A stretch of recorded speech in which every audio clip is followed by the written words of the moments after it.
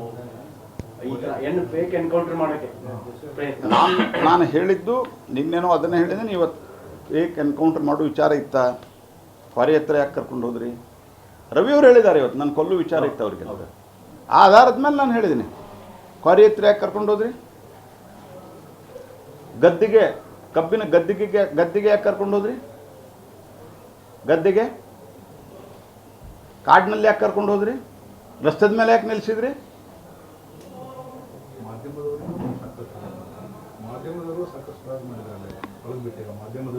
ಮಾಧ್ಯಮದವ್ರಿಗೆ ಬಿಟ್ಟಿಲ್ಲ.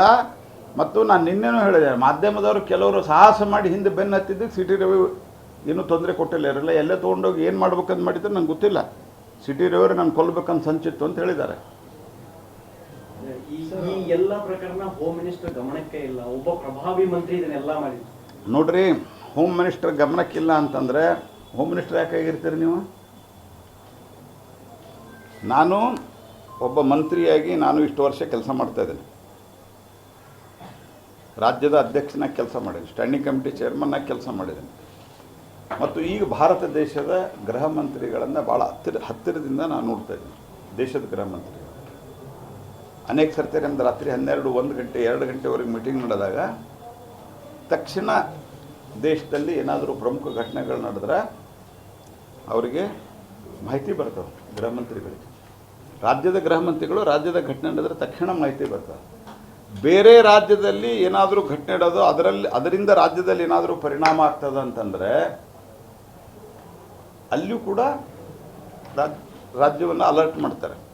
ನಿಮ್ಗೆ ಇಡೀ ರಾತ್ರಿ ಸುತ್ತಾಡಿಸ್ತಾರೆ, ನಿಮ್ಗೆ ಗೊತ್ತಿಲ್ಲ ಅಂತಂದರೆ ನೀವು ಯಾಕೆ ಗೃಹ ಮಂತ್ರಿ ಆಗಿದ್ದೀರಿ? ನೀವು ಆ ಜಾಗದಲ್ಲಿ ಇರಲಿಕ್ಕೆ ಅರ್ಹತೆ ಇದೆಯಾ ಅಂತ ಅನ್ನೋದು ಅವರವರೇ ಪ್ರಶ್ನೆ ಮಾಡ್ಕೋಬೇಕು. ಯಾಕಂದರೆ ನಾವು ಪರಮೇಶ್ವರ್ ಒಬ್ಬರು ಜೆಂಟಲ್ಮನ್ ಅಂತ ನಾವು ಭಾವಿಸಿದ್ವಿ. ಬೇರೆ ಪಾರ್ಟಿಯೊಳಗಿದ್ದವ್ರನ್ನೆಲ್ಲರನ್ನೂ ದ್ವೇಷ ಮಾಡುವಂಥ ಪ್ರವೃತ್ತಿ ನಂದಲ್ಲ. I think he is a gentleman so far. ಒಟ್ಟಾರೆ ಇಡೀ ಪ್ರಕರಣ ನೋಡಿದಾಗ ಎಲ್ಲೋ ಒಂದು ಕಡೆ ರಾಜಕೀಯ ದ್ವೇಷ ಇದೆಯಾ ಅಂತ. ಅತ್ಯಂತ ಭಯಂಕರವಾದಂಥ ದ್ವೇಷ ಇದೆ. ಆ ದ್ವೇಷವನ್ನು ಸಾಧಿಸಲಿಕ್ಕೆ ಅಲ್ಲಿನ ಪೊಲೀಸರು ಸಾಥ್ ಕೊಟ್ಟಿರೋದು ಬಹಳ ದುರ್ದೈವ ಸಂಗತಿ. ಸರ್, ಈ ಒಂದು ಸರ್ಕಾರದಲ್ಲಿ ನ್ಯಾಯ ಕೇಳೋದೇ ತಪ್ಪ ಅಂತ, ಏನೂ ಇಲ್ಲಾರ್ದೆ ಲಾಠಿ ಚಾರ್ಜ್ ಮಾಡಿಸ್ತಾರೆ. ಒಬ್ಬ MLC ಅಂತ ತಿಳಿಲಾರ್ದೆ ರಾತ್ರಿ ಅಡ್ಡಾಡಿಸ್ತಾರೆ.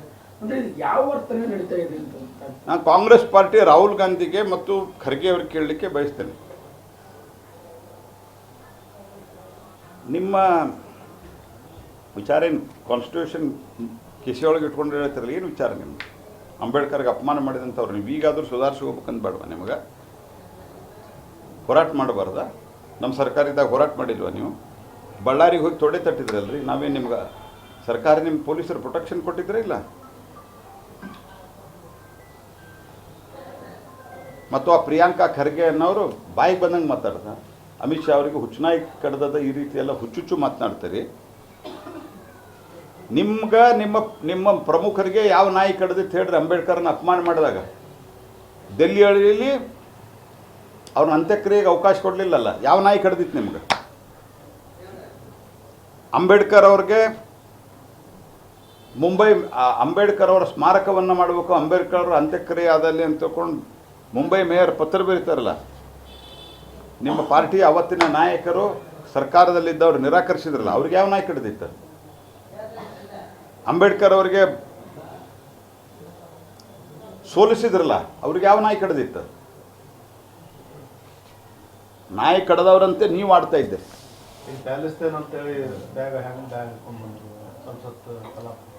ಭಾರತದ ಬಗ್ಗೆ ಪ್ರೀತಿ ಇಲ್ದವ್ರು ಮತ್ತೊಂದು ದೇಶದ ಬ್ಯಾಗು, ಯಾವ ದೇಶದ ಜೊತೆಗೆ ಏನು ಸಂಬಂಧ ಇರಬೇಕು ಅಂತ ಅನ್ನೋದು ಭಾರತದ ಒಂದು ಸ್ಪಷ್ಟ ಪಾಲಿಸಿ ಇದೆ. ಇಸ್ರೇಲ್ ಬಗ್ಗೆ ಬಂದಾಗೂ ನಮ್ಮದೊಂದು ಪಾಲಿಸಿ ಇದೆ, ಪ್ಯಾಲೆಸ್ಟೈನ್ ಬಂದಾಗೂ ನಮ್ಮದೊಂದು ಪಾಲಿಸಿ ಇದೆ. ಆದರೆ ನಮ್ಮ ದೇಶದ ಬ್ಯಾಗ್ ಹಾಕ್ಕೊಳ್ಳಿಕ್ಕೆ ಇವರಿಗೆ ಟೈಮ್ ಇಲ್ಲ, ಅದ್ರ ಮೇಲೆ ಅಭಿಮಾನ ಇಲ್ಲ ಇವರಿಗೆ, ಬೇರೆ ದೇಶದ ಹಾಕ್ಕೊಂಬರ್ತಾರೆ. ಸೊ ನೆನಪಾಗಲಿ ಅಂತ ಕೊಟ್ಟಿರ್ಬೇಕು ಅವರು. ನೀವೇನೇನು ಮಾಡಿರಿ ಕಾರಸ್ಥಾನಗಳನ್ನು. Thank you.